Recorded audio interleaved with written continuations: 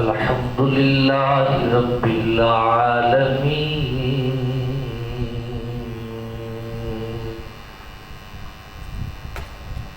والعاقبة للمتقين والصلاة والسلام على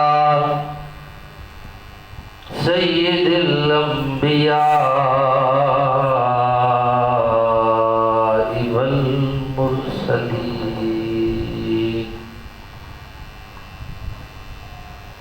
أما بعد فأعوذ بالله من الشيطان الرجيم. بسم الله الرحمن الرحيم.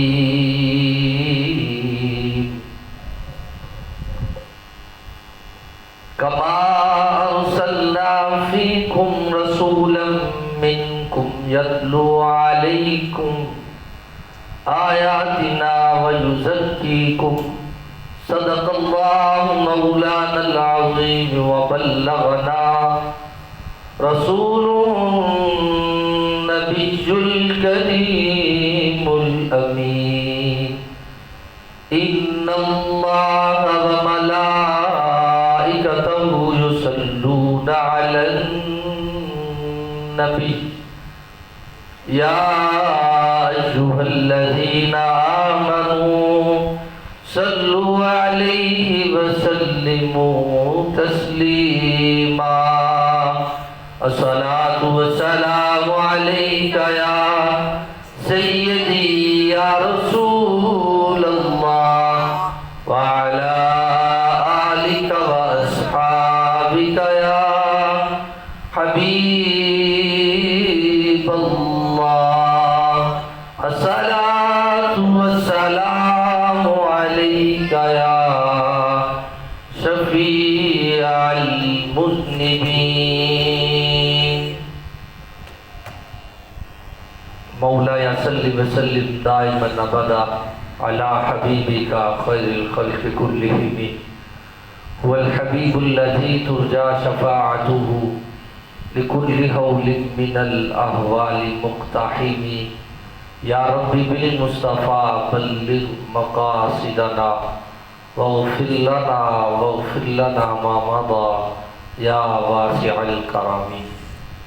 اللہ تعالیٰ کی حمد و ثنا کے بعد حضور نبی اکرم شفیع معظم نور مجسم جان کائنات منبع کائنات روح کائنات تخلیق وجہ کائنات احمد مجتبیٰ جناب حضرت محمد مصطفیٰ صلی اللہ علیہ وآلہ وصحبہ وبارک وسلم کی بارگاہ بے کس پناہ میں ہدیہ درود و سلام کے بعد آج جمعۃ المبارک کی سعادت مند گھڑیوں کے اندر بابرکت لمحات کے اندر میں نے لب کشائی کے لیے جس موضوع کو چنا ہے وہ ہے انسان کے من کے اندر جو بیماریاں ہوتی ہیں ان کا علاج اللہ تعالیٰ نے قرآن مجید کے اندر نازل فرمایا ہے. انسانی طبیعت کا مزاج ہے کہ اگر کپڑوں پر داغ لگ جائے تو وہ پریشان رہتا ہے کیونکہ یہ اس کے مزاج میں شامل ہے کہ وہ پاک اور صاف پاکیزہ کپڑے پہننا چاہتا ہے. اور بعض اوقات ایسا بھی ہوتا ہے کہ اگر کپڑے جو پہنے ہوں اس کا بٹن ٹوٹا ہوا ہو تو کوئی اور دیکھے نہ دیکھے مگر وہ خود میں یہ بات محسوس کرتا رہتا ہے کہ میں نے ایک عیب دار سوٹ یا کپڑا جو پہن رکھا ہے. کوئی اور اسے کچھ کہے نہ کہے کچھ پوچھے نہ پوچھے مگر وہ بار بار اپنے ٹوٹے ہوئے بٹن کو دیکھتا رہتا ہے کہ کوئی دیکھ تو نہیں رہا. اسی طرح آپ دیکھتے ہیں کہ جتنا بھی کوئی پڑھا لکھا ہو مالدار ہو صاحب عہدہ ہو اگر آپ اس کو دیکھتے ہیں کہ کبھی آپ اسے کہیں کہ چلو کہیں کام جانا ہے، تو وہ جواب میں کہتا ہے ذرا تھوڑی دیر رکو، حالانکہ وہ صاحب ثروت بھی ہے، صاحب عہدہ بھی ہے اور پڑھا لکھا شخص بھی ہے، تو وہ جواباً یہ بات کہتا ہے ذرا تھوڑی دیر رک جاؤ، میں غسل کر لوں، میں کپڑے پہن لوں، پھر چلتے ہیں۔ یہ انسانی طبیعت ہے، انسان کا مزاج ہے کہ انسان جو ہے وہ کہیں جانے سے پہلے خود کو پاک اور صاف کرتا ہے، اچھے کپڑے پہنتا ہے، پھر تیاری کر کے وہ کہیں روانہ ہوتا ہے۔ اسی طرح آپ کسی کے اگر گھر جاتے ہیں تو آپ نے اسے بتایا نہ ہو کہ میں نے آنا ہے، اور آپ اسے پورے وقت پہ فون کر کے یہ بات کہتے ہیں کہ بس میں پہنچنے والا ہوں، تو وہ کہتا ہے یار تو نے زیادتی کی ہے، اس وجہ سے کہ وہ جواب میں کہے گا کہ یار تو پہلے بتاتا، میں گھر کی صفائی کر لیتا، میں گھر کو صاف ستھرا کر لیتا، پھر تو آ جاتا، تو بن بتائے ہی آ گیا ہے۔ یہ انسانی طبیعت ہے کہ کپڑا داغدار ہو یا گھر کے اندر صفائی ستھرائی کا ماحول نہ ہو تو وہ شخص خود کے اندر گلٹی یعنی بے عزتی محسوس کرتا ہے، وہ پریشان ہو جاتا ہے کہ وہ قریب آ چکا ہے اور میرے گھر کے اندر بھی صفائی کا کوئی خاص ماحول نہیں ہے۔ اسی طرح آپ دیکھتے ہیں کہ انسان گرمی کا موسم ہو تو 24 گھنٹے گزر جائیں تو انسانی طبیعت پر یہ بات بوجھ گزرتی ہے کہ اس نے غسل نہیں کیا، کیوں اس کے جسم کے حصوں پر تھوڑی سی میل کچیل آ جاتی ہے۔ حالانکہ آپ اندازہ لگائیں وہ شخص جب غسل کرتا ہے تو اس کے جسم سے جو مٹی اترتی ہے اس کا کوئی خاص وزن نہیں ہوتا، وہ خود پر محسوس کرتا ہے کہ میں نے غسل نہیں کیا اور میرے جسم پر مٹی لگی ہوئی ہے، تو وہ بے چین ہو جاتا ہے۔ یہ انسانی مزاج ہے، یہ انسانی طبیعت ہے کہ نہ وہ کپڑے داغدار پسند کرتا ہے، نہ گھر کے اندر کوئی گرد وغیرہ کو پسند کرتا ہے، جسم پر کوئی میل کچیل لگی ہو تو جب تک وہ غسل نہیں کر لیتا، حالانکہ مٹی کا کون سا کوئی وزن ہوتا ہے، میل کا کون سا کوئی وزن ہوتا ہے، لیکن جب وہ غسل کر لیتا ہے تو وہ خود کو تازہ تر محسوس کرتا ہے کہ میں نے غسل کر لیا ہے۔ جس طرح انسانی جسم اور انسان کے جسم پر پہنا ہوا کپڑا اگر داغدار ہو تو انسان پریشان ہو جاتا ہے، اسی طرح انسان کے دل کے اندر اور من کے اندر اگر گناہوں کے دھبے لگے ہو تو وہ بھی پریشان رہتا ہے۔ ہمارے من کے اندر طرح طرح کے دبے ہیں، کہیں لالچ اور حرص کا دبا ہے، کہیں جھوٹ بولنے کا دبا ہے، کہیں کسی کو دھوکہ دینے کا دبا ہے، کہیں بغض اور حسد اور عناد کا دبا ہے، کینہ ہمارے من کے اندر رہتا ہے جس کی وجہ سے ہم پریشان رہتے ہیں۔ جس طرح ظاہری طور پر ہم جسم پر اور کپڑوں پر کوئی داغ برداشت نہیں کرتے، دھبا برداشت نہیں کرتے، اور اگر انسان کے دل پر دھبے لگ جائیں تو انسان بے چین ہو جاتا ہے۔ ہم میں سے اکثر لوگ کہتے ہیں جی مال بھی ہے، گھر میں رزق بھی ہے، پتہ نہیں پریشانی کیوں ہے، پتہ نہیں پریشانی کیوں ہے، کپڑے بھی اچھے پہن رکھے ہیں، گھر کے اندر رزق بھی موجود ہے، وہ پریشانی یہی ہے کہ ہمارے دلوں کے اوپر دھبے لگے ہوئے ہیں جو ہمیں پریشان رکھتے ہیں، کہ کہیں حرص اور لالچ کے دھبے نے ہمیں گرا کے رکھ دیا ہے کہ ہم دنیا کی محبت کے اندر اس قدر مستغرق ہو جاتے ہیں اور ہم کہتے ہیں ہم بور ہی بور ہیں، ہم ٹینشن میں رہتے ہیں، ہم پریشان رہتے ہیں، ہمارے گھر میں پریشانیاں رہتی ہیں، حالانکہ کوئی خاص وجہ بھی نظر نہیں آتی۔ وہ پریشانی اور ٹینشن کیا ہے؟ وہ ٹینشن یہ ہے کہ میں نے اگر نیکی کی ہے تو میری تصویر کسی نے نہیں لی، مجھے 2-4 لوگوں نے نیکی کرتے نہیں دیکھا، یہ ٹینشن ہے ہمیں۔ حالانکہ اگر بے لوث اور اخلاص کے ساتھ نیکی کی جائے تو پھر اس چیز کی تمنا نہیں رہتی. پھر انسان خلوص کے ساتھ نیکی کرتا ہے، اسے معاشرے کے اندر لوگوں کو دکھانا نہیں ہوتا. یہ پریشانیاں ہمیں کھائی جا رہی ہیں.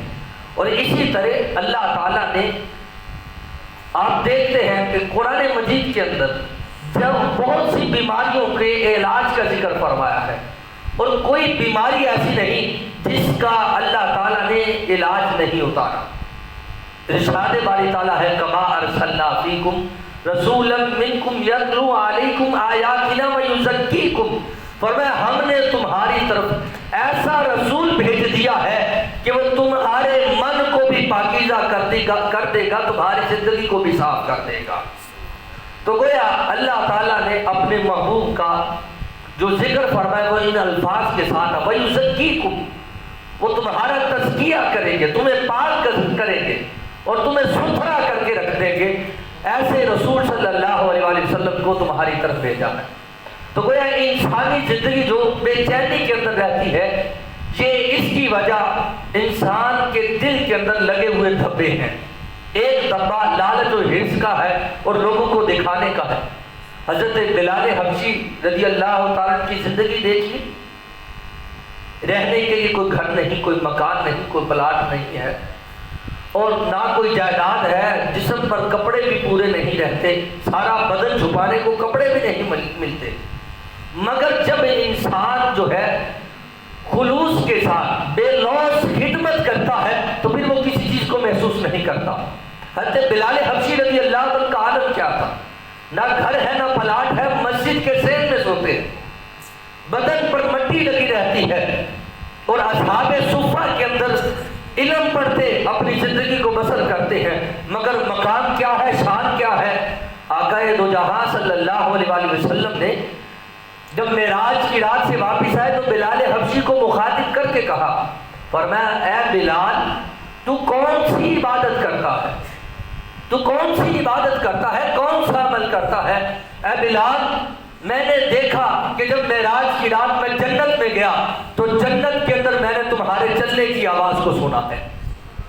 تو گویا جب انسان بے لوث اور خلوص نیت کے ساتھ چلتا ہے تو پھر اس کے من کے اندر کوئی ایسی تمنا نہیں ہوتی، پھر وہ سکون کی زندگی بسر کرتا ہے.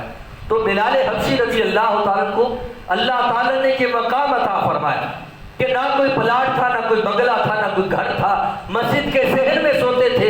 اور حضور صلی اللہ علیہ وسلم فرماتے ہیں کیا بلال کیا عمل کرتے ہو کہ میں نے جنت کے اندر تمہارے چلنے کی سماعت کو سنا ہے. تو گویا ہمیں چاہیے ہم خلوص نیت کے ساتھ ہر کام کو کریں. ہمارے ہاں ہر رشتہ جو ہے وہ لالچ پر قائم ہے کہ ہم لالچ کرتے ہیں، حرص رکھتے ہیں، جس کی وجہ سے ہمارا دل پریشان رہتا ہے. ظاہری دھبے تو ہم صاف کر لیتے ہیں مگر من کے دھبے جو ہیں وہ لگے رہتے ہیں، جس کی وجہ سے ہم کبھی بور ہوتے ہیں تو ہم کبھی کہتے ہیں میں ٹینشن میں رہتا ہوں مگر میرے پاس سب کچھ ہے. اس کی وجہ صرف یہی ہے کہ ہمارے دلوں کے اوپر دھبے لگے ہوئے ہیں گندگی کے. اور اسی طرح دیکھیے ایوان اقتدار سے لے کر بیٹی اور بیٹے کا رشتہ کرنے تک ہم سب سے پہلے جو چیز دیکھتے ہیں کہ وہ سرمایہ دار ہے یا نہیں. یہ ہمارا تولنے کا طریقہ ہے کہ ایوان اقتدار سے لے کر رشتہ بچی یا بچے کا ہو تو ہم کرنے کے لیے یہ نہیں پوچھتے کہ اس کو نماز پڑھنی آتی ہے یا نہیں، قرآن پڑھا ہے یا نہیں، کس قدر یہ نماز پڑھتا ہے یا نہیں. یہ سوال ہمارے نہیں ہوتے. ہم پوچھتے ہیں یہ کام کیا کرتا، سرمایہ دار ہے یا نہیں. تو ہمارے رشتے جس بیس پر ہوں گے وہی ہماری جو ہے وہ آگے زندگی ہوگی کہ ہم نے بنیاد کی چیز پہ رکھی ہے. تو گویا ہمیں چاہیے ہم ہر معاملے کے اندر دین کو آگے رکھیں. جب ہم حرص اور لالچ کو دل سے نکال دیں گے پھر ہم اپنی زندگی کو سکون سے بسر کریں گے. اور اسی طرح حضور صلی اللہ علیہ وسلم کی یہ عادت مبارکہ تھی کہ حضور صلی اللہ علیہ وسلم یہ نہیں دیکھتے تھے کہ میں نیکی کرنے لگا ہوں یہ کرے گا یا نہیں، یا اس نے میرے ساتھ کیا ہے تو میں پھر بھلائی کروں. یہ حضور صلی اللہ علیہ وسلم کی سیرت کا پہلو نہیں تھا. اور دیکھیے گا بدر کے اندر آنے والے لوگ یہ کون لوگ تھے؟ کیا یہ حضور صلی اللہ علیہ وآلہ وسلم کا پتیوں سے استقبال کرنے والے سے پھولوں کے ساتھ؟ کیا حضور صلی اللہ علیہ وآلہ وسلم کو تحائف دینے والے لوگ تھے جو بدر کے اندر حضور سے جنگ کرنے کے لیے آئے تھے؟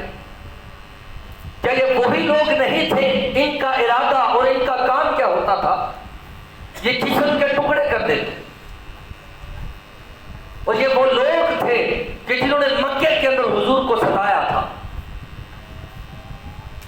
راوی بیان کرتے ہیں حضرت انس بن مالک رضی اللہ تعالیٰ، اللہ تعالیٰ نے مسلمانوں کو فتح عطا فرمائی، 70 کافر مارے گئے، 70 جو ہے وہ قید ہو گئے۔ جب قیدی حضور صلی اللہ علیہ وسلم لے کر آئے تو قید کیا گیا۔ حضرت انس بن مالک فرماتے ہیں رات کا پچھلا پہر تھا، یہ وہی لوگ تھے۔ حضرت انس بن مالک فرماتے ہیں ہم نے رسیوں کو زور سے باندھا تھا، کیونکہ یہ وہ لوگ تھے جنہوں نے میرے نبی کو تکلیف دی تھی۔ حضرت انس بن مالک فرماتے ہیں ہمیں غصہ تھا ان پر، جنہوں نے حضور صلی اللہ علیہ وسلم کی راہوں میں کانٹے بچھائے تھے۔ یہ وہی لوگ تھے جو حضور صلی اللہ علیہ وسلم پر پتھر برساتے تھے اور چوکوں میں بازاروں کے اندر بیٹھ کر معاذ اللہ حضور صلی اللہ علیہ وسلم کو قتل کرنے کے منصوبے بناتے تھے۔ حضرت انس رضی اللہ عنہ فرماتے ہیں جب 70 قیدی لائے گئے تو میں نے نبی رحمت علیہ السلام کو رات کے وقت میں دیکھا جو حضور صلی اللہ علیہ وسلم مسجد کے صحن میں بے چینی کے عالم میں ٹہل رہے ہیں۔ ہم انتظار کرتے ہیں، ہم نیکی اس سے کریں گے جو میرے ساتھ کرے گا، ہم اچھائی اس سے کریں گے جو میرے ساتھ کرے گا، مگر حضور صلی اللہ علیہ وسلم نے یہ رویہ ہمیں نہیں دیا۔ ہمیں نیکی کرتے ہوئے یہ نہیں دیکھنا چاہیے، ہمیں سامنے والے شخص کی ضرورت کو فوراً پورا کرنا چاہیے۔ ہو سکتا ہے اللہ تعالیٰ کو یہ تمہاری ادا پسند آ جائے۔ اب حضور صلی اللہ علیہ وسلم، ہمارے ہاں یہ بھی ایک بات ہے جی، حکمران کہتے ہیں جی میرے لیے جو ہے وہ کعبے کا دروازہ کھولا گیا۔ حکمران یہ کہتے نظر آتے ہیں جی مسجد نبوی کے اندر جب ہم گئے تو حضور صلی اللہ علیہ وسلم کے روزے کے دروازے کو کھولا گیا۔ تو میں یہاں رک کر بتانا چاہتا ہوں دروازے کا کھلنا کمال نہیں ہے، کعبے کا دروازہ کھلنا کمال نہیں ہے، بلکہ کعبے والے کی باتوں کو ماننا کمال ہے، یہ کمال نہیں ہے۔ اگر یہاں تک کی بات ہے تو بڑی دیر 360 بت بھی کعبے میں رہے ہیں۔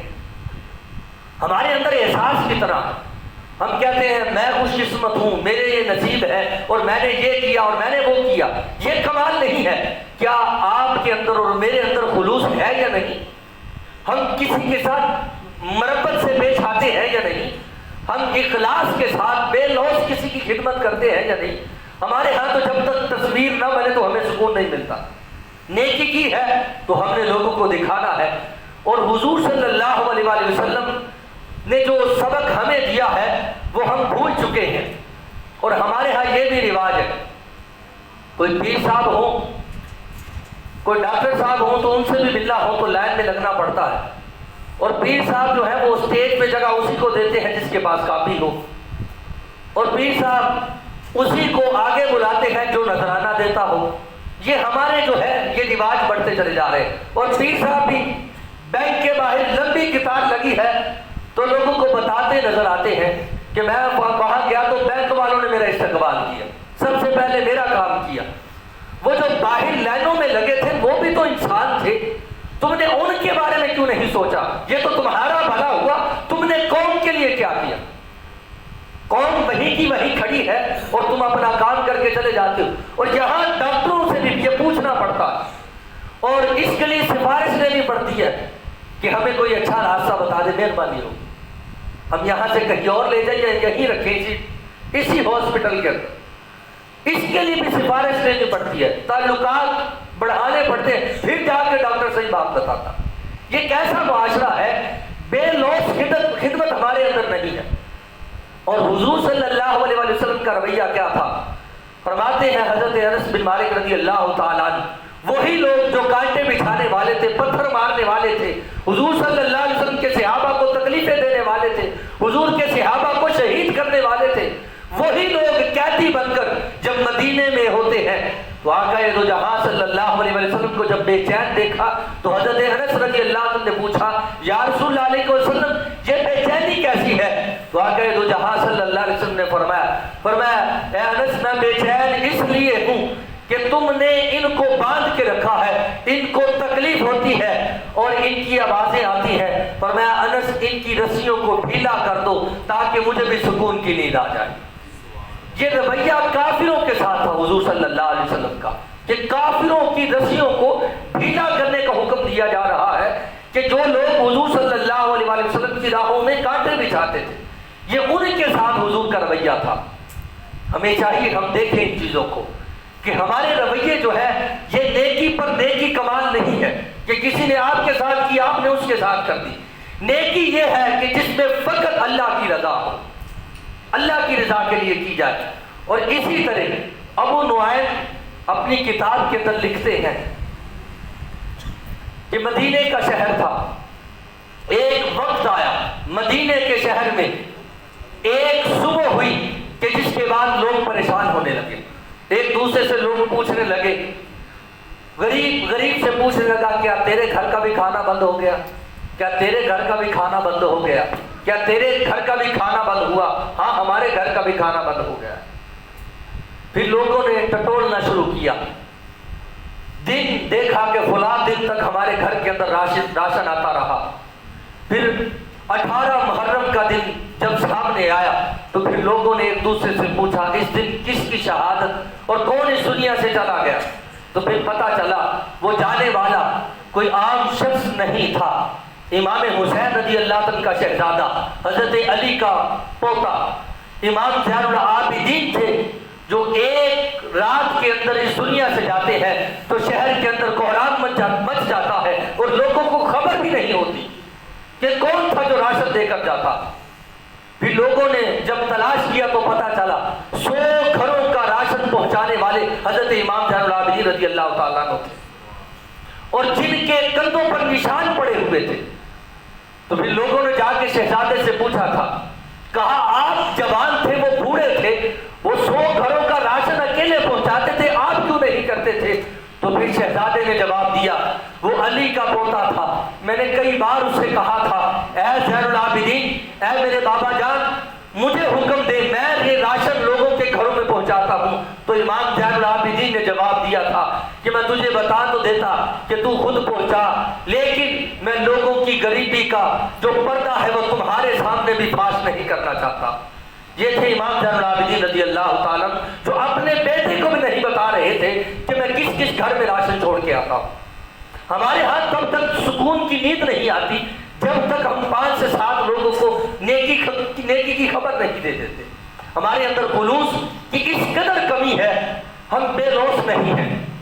ہمارے اندر یہ لوث کا جو پہلو ہے یہ ہمارے اندر آ چکا ہے کہ ہم نیکی اسی سے کریں گے جو میرے ساتھ کرے گا، ہم بھلائی اسی سے کریں گے جو میرے ساتھ کرے گا۔ اگر ہم نیکی کریں گے تو معاشرے کے اندر لوگوں کو بتائیں۔ یہ رویہ ہمارے اسلاف کا نہیں ہے۔ حضرت امام زین العابدین رضی اللہ عنہ تنہا 100 گھروں کے اندر راشن پہنچاتے تھے۔ اور اسی طرح آگے چلتے ہیں کہ ہمارے اندر ایک عادت ہے قانون کو نہ ماننا۔ میری پہنچ ہے جی میں جو مرضی کر لوں، میں نے قتل کر دیا کوئی نہیں چھوڑ نہیں جانا، میں نے زیادتی کر لی کوئی نہیں میں چھوڑ نہیں جانا۔ یہ ہمارے اندر لا قانونیت کہاں سے آ گئی؟ ہمارے ماحول کے اندر کہ ہم غلطی بھی کرتے ہیں اسے تسلیم بھی نہیں کرتے، ہم گناہ بھی کرتے ہیں ہم اسے تسلیم نہیں کرتے، ہم کسی کے ساتھ زیادتی بھی کرتے ہیں اسے تسلیم نہیں کرتے۔ آپ بازار کے اندر دیکھتے ہیں ٹکر اگر 2 چیزوں کی ہو جاتی ہے تو جو تگڑا ہوتا ہے وہ باہر نکل کے اس کا گریبان پکڑ لیتا، اس کے اوپر روک جاڑتا۔ اور ہمارے معاشرے کے اندر نوجوانوں کی تربیت کیا ہے وہ میں ذکر کر دیتا ہوں۔ اگر اس سے پوچھا جائے نا یار غلطی تو تیری تھی اور تو اس کے سر ہو گیا، یہ کیا عمل ہے تمہارا؟ تو جواب میں کہتا یار میں نہ ہوتا تو پھر اس نے میرے سر ہو جانا تھا۔ جس معاشرے کے اندر نوجوانوں کی یہ تربیت ہو تو کیا وہ معاشرہ آگے بڑھ سکتا ہے؟ کہ اپنی غلطی کو تسلیم کرنا تو ہمارے اندر لکھا ہی نہیں، میں غلطی کروں گا میں تسلیم نہیں کروں گا۔ اور گھروں کا ماحول کیا ہے؟ بہو کہتی ہے میں نے کبھی غلطی کی ہی نہیں، اور ساس کی بات کی جائے وہ کہتے ہیں میں نے کبھی غلط کہا ہی نہیں کچھ۔ یہ ہمارے گھروں کا ماحول ہے۔ بازاروں کا بھی یہی ماحول ہے. آپ کسی بچے سے بات کریں وہ کہتا ہے میں نے غلطی کی نہیں, وہ آپ کے سامنے غلطی کر کے مکر جاتا ہے, آپ کے سامنے انکار کر دیتا میں نے تو نہیں کی. یہ معاشرے کے اندر جو تسلیم نہ کرنے کا ماحول ہے اس کو ختم کیا جائے. یہ معاشرے کے اندر بگاڑ پیدا کرتا کہ ہم معاشرے کے اندر اپنی غلطی کو کسی کے سامنے بھی تسلیم نہیں کرتے. آئیے حضور صلی اللہ علیہ وسلم کی بارگاہ میں چلتے. بخاری شریف کی حدیث ہے کہ ایک عورت بارگاہ رسالت میں حاضر ہوئی, قبیلہ غامدیہ کی عورت تھی. یا رسول اللہ علیہ وسلم مجھ سے گناہ ہو گیا.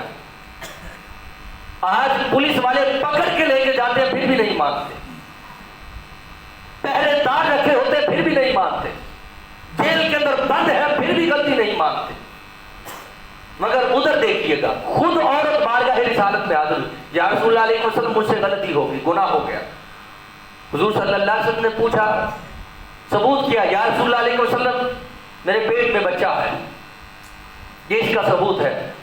آقا دو جہاں صلی اللہ علیہ وسلم نے کیا حکم دیا کہ 2 پہرے دار اس کے دروازے پہ کھڑے رہیں, اس کا خیال رکھے کہیں بھاگ نہ جائے. وہ کس قدر بے چین ہوگی گناہ کر کہ خود بارگاہ رسالت میں آگے اقرار کر رہی, یا رسول اللہ مجھ سے گناہ ہوا. حضور صلی اللہ علیہ وسلم نے فرمایا کہ تو ایسا کر, اپنے گھر جا, جب بچہ ہو جائے تو پھر آنا. جب جنم دیا تو بارگاہ رسالت میں حاضر ہوئی. یا رسول اللہ علیہ وسلم بچہ ہو چکا ہے. حضور صلی اللہ علیہ وسلم نے پھر فرمایا جب یہ کھانا کھانے لگ جائے تو پھر میرے پاس آنا. میں یوں کہوں گا گناہ تو اس نے کر لیا تھا مگر راتوں کو اسے نیند نہیں آتی تھی. گناہ تو اس سے ہو چکا تھا, مسلمان تھی نا, ایمان تھا, جھنجھوڑتا تھا اسے, جو بار بارگاہ رسالت میں خود حاضر ہوتی, کوئی پہرے دار نہیں, کسی جیل میں بند نہیں کیا. حضور صلی اللہ علیہ وسلم نے فرمایا جاؤ جب یہ کھانا کھانے لگ جائے تو پھر میرے پاس آنا, اسے دودھ پلا. وہ عورت پھر حضور کی بارگاہ میں حاضر ہوئی. عرض کی یا رسول اللہ علیہ وسلم ہاتھ میں بچے نے روٹی کا ٹکڑا پکڑا ہوا ہے. یا رسول اللہ علیہ وسلم میرا بیٹا کھانا کھانے لگ گیا ہے. حضور صلی اللہ علیہ وسلم نے حکم جاری فرمایا سنسار کر دو. سنسار کر دیا گیا. اور پھر جب وہ عورت اس دنیا سے چلی گئی تو صحابہ میں سے کسی ایک نے بات کی کہ اس نے گناہ کیا ہے. اور پھر حضور صلی اللہ علیہ وسلم نے جو جواب دیا فرمایا میرے صحابہ اس عورت کو برا مت کہو, یہ شریعت تھی کہ میں نے حکم دیا مگر اللہ تعالیٰ نے اس کی توبہ کو اس قدر اپنی بارگاہ میں قبول فرمایا ہے کہ اگر اس کی توبہ کو پوری دنیا کے اندر قیامت تک آنے والے لوگوں میں تقسیم کر دیا جائے اللہ تبارک و تعالیٰ سب کی بخشش فرما دے. ہمارے اندر گناہ کو تسلیم کرنا تو بہت بڑا عذاب سمجھا جاتا ہے کہ ہم گناہ کو تسلیم کریں, ہم غلطی کو تسلیم کریں, یہ ہو نہیں سکتا. ہم سے کوئی پوچھے کہ اچھا کون ہے, ایک تو ہے اور ایک میں ہے, باقی سارا جہاں جو ہے وہ اچھا نہیں ہے. یہ ہمارے اندر یہ بھی عادت ہے, غلطی کو تسلیم کرنا ہی نہیں. ہم نہ خلوص والے ہیں نہ ہم غلطی کو تسلیم کرتے ہیں. اور اس کے برعکس جہاں بات کی جائے غلطی کی تو پھر کہتے ہیں اچھے ہم ہیں سارے برے ہیں. موسیٰ کلیم اللہ علیہ السلام کا دور تھا. حضرت موسیٰ علیہ السلام کو رب تعالیٰ نے حکم دیا, فرمایا موسیٰ آپ کی قوم میں جو سب سے نیک بندہ ہے اسے میرے پاس لے کر آئے. حضرت موسیٰ علیہ السلام نے ایک شخص کو لیا جو بڑا ہی متقی پرہیزگار تھا. اور حیرت کی بات یہ بھی ہے, مقام و مرتبے کی بات یہ ہے کہ جسے موسیٰ کلیم اللہ نیک کہے وہ کس قدر نیک ہوگا. ایک شخص کو پکڑا, بازو پکڑ کے رب کی بارگاہ میں حاضر ہوئے. عرض کی مولا اس وقت میری قوم میں جو سب سے نیک بندہ لگتا ہے وہ یہی ہے. رب تعالیٰ نے فرمایا کہ اے موسیٰ اسی بندے کو حکم دے جو سب سے برا بندہ ہے قوم کے اندر اسے لے کر آئے. اس بندے نے کہا اے موسیٰ رب کی بارگاہ میں عرض کرو میں یہ کام نہیں کر سکتا. مگر حضرت موسیٰ علیہ السلام نے فرمایا رب کا حکم ہے تمہیں ماننا پڑے گا. اس نے کہا مجھے 3 دن کی مہلت دو. 3 دن گزر گئے. جو سب سے برا بندہ ڈھونڈنا تھا نیک بندے نے وہ تلاش کرنا شروع کر دیا. 3 دن گزرنے کے بعد جب وقت مقررہ آ پہنچا تو اس بندے نے ایک عمل کیا. اس نے رسی کو لیا، گلے میں ڈالا اور رسی لا کے حضرت موسیٰ علیہ السلام کے ہاتھوں میں تھما دی۔ کہنے لگا اے اللہ کے پیغمبر، میں نے ہر طرف دیکھا، میں نے دائیں دیکھا، میں نے بائیں دیکھا، مجھے شک تو تھا کہ اس نے فلاں گناہ کیا ہوگا، اس نے فلاں گناہ کیا ہوگا، مگر مجھے سب کے بارے میں شک تھا، ایک میں ہی مجرم ہوں جسے اپنے گناہوں کے اندر پک ہے کہ میں نے کیے ہیں، میں نے نافرمانیاں کی ہیں۔ حضرت موسیٰ علیہ السلام رب کی بارگاہ میں عرض کرتے ہیں مولا یہ بندہ کہتا ہے جو سب سے نیک ہے، کہتا ہے سب سے برا میں ہوں، سب سے برا میں ہوں۔ تو رب تعالیٰ نے حضرت موسیٰ علیہ السلام سے فرمایا موسیٰ اس بندے سے کہہ دے، اس بندے سے کہہ دے کہ یہ جو رب تعالیٰ نے تجھے مقام و مرتبہ عطا کیا ہے اس کی وجہ صرف یہی تیری عاجزی ہے، صرف تیری یہی عاجزی ہے کہ تو جہان کے اندر سب سے برا خود کو سمجھتا۔ رب تعالیٰ نے اسی لیے تجھے مقام و مرتبہ عطا فرمایا ہے۔ ہمیں چاہیے ہم معاشرے کے اندر امن و سکون کو لائیں۔ وہ کس طرح ہوگا کہ ہم خود کو قانون کے کٹہرے میں لائیں۔ اچھا یہاں بات کر لیتے ہیں دور حاضر کی۔ کوئی پارٹی کا بندہ کھڑا ہو کے کہتے کہ میرے لیڈر نے فلاں غلطی کی، جو جس کا بھی ہے، میں یہ نہیں کہتا، وہ کہے گا نہیں جی ہمارا تو کرتا ہی نہیں، کیونکہ میرا جو ہے میرا لیڈر ہے میں مانتا ہی نہیں، میرا بھائی ہے میں مانتا ہی نہیں، میرے گھر کا افراد میرا بھائی ہے میں غلطی کو مانتا ہی نہیں۔ یہ ہمارے اندر کہاں سے آ گیا؟ غلطی کو تسلیم کرنا چاہیے اور اپنے اندر خلوص لائیں، امانت کے ساتھ خیانت کے ساتھ نہ چلے، امانت کے ساتھ چلے۔ اور حضور صلی اللہ علیہ وسلم کا سب سے پہلا لقب کیا تھا؟ مکے کے اندر حضور کو ابھی نبی نہیں کہتے تھے لوگ، مکے کے اندر حضور صلی اللہ علیہ وسلم کو خاتم النبیین نہیں کہتے تھے لوگ، حضور صلی اللہ علیہ وسلم کو لوگوں نے ابھی آقا تسلیم بھی نہیں کیا تھا، اور یہاں تک کہ ابھی اعلان نبوت بھی نہیں ہوا تھا۔ اس سے پہلے جو مصطفیٰ کریم صلی اللہ علیہ وسلم جس نام سے جانے جاتے تھے وہ کیا تھا؟ صادق اور امین، صادق اور امین۔ ہم کب بنیں گے سچے؟ ہم کب بنیں گے امانت دار؟ ہر شخص جو ہے وہ خیانت کرتا، استاد اپنے عہدے سے کر رہا ہے، ممبر پر بیٹھا ہوا شخص اپنے عہدے سے کر رہا ہے، اور اگر معاشرے کے اندر دیکھا جائے مزدور اپنے عہدے سے کر رہا ہے، مستری اپنے طبقے سے کر رہا ہے، کہ وہ خیانت کرنا چاہتا ہے، کہ وہ چائے پینے جاتا ہے آدھا گھنٹہ لگا دیتا ہے، استاد ہے وہ کلاس میں بیٹھا ہے اسے خبر ہی نہیں بچوں کو پڑھانا ہے یا نہیں، ممبر پر بیٹھا ہوا شخص فقط ایک کام کر رہا ہے کہ اسے معاشرے کے اندر فتنہ پھیلانا۔ بہت سے لوگ ایسے ہیں جو معاشرے کے اندر اصلاح کا کام کرنا پسند نہیں کرتے۔ یہ ہماری اپنے عہدوں کے ساتھ زیادتی ہے۔ ہم جہاں پر بھی ہیں، دنیا دار ہے، سیاستدان ہے، کچھ بھی ہے، اللہ تعالیٰ نے جو بھی عہدہ دیا ہے اس میں خیانت نہ کریں، امانت دار بنے، امین بنے، جو مصطفیٰ کریم صلی اللہ علیہ وسلم کا پہلا لقب تھا، حضور کا پہلا نام تھا، جو اس جہان کے اندر پڑا کہ دنیا والے حضور صلی اللہ علیہ وسلم کو امین بھی کہتے تھے، صادق بھی کہتے تھے۔ جھوٹ بولنا تو بات ہی کوئی نہیں ہمارے لیے، پل بھر میں ہم جھوٹ بول لیتے۔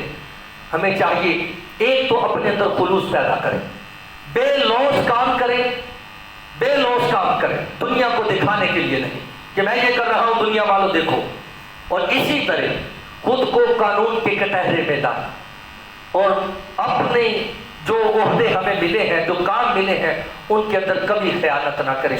یہ مصطفیٰ کریم صلی اللہ علیہ وسلم کا ایک سبق ہے۔ اور شاعر نے بہت خوبصورت یہ شعر لکھا ہے، خدا مجھے ایسی خدائی نہ دے، خدا مجھے ایسی خدائی نہ دے کہ اپنے سوا کچھ دکھائی نہ دے، اپنے سوا کچھ دکھائی نہ دے۔ ہمیں چاہیے ہم فقط اپنے آپ کو نہ دیکھیں کہ ہم کیا ہے اور ہمیں کیا کرنا چاہیے، بس ہم ہی ہیں، میں ہی ہوں اور میرے اندر میں ہی نہ رکھے، بلکہ دنیا والوں کو دیکھیں۔ ہر شخص ایک عہدہ رکھتا ہے، مقام رکھتا ہے، مرتبہ رکھتا ہے۔ اللہ تبارک و تعالی ہم سب کو مصطفیٰ کریم صلی اللہ علیہ وسلم کے بتائے ہوئے دین کے مطابق زندگی بسر کرنے کی توفیق عطا فرمائے۔ باقی دعوانا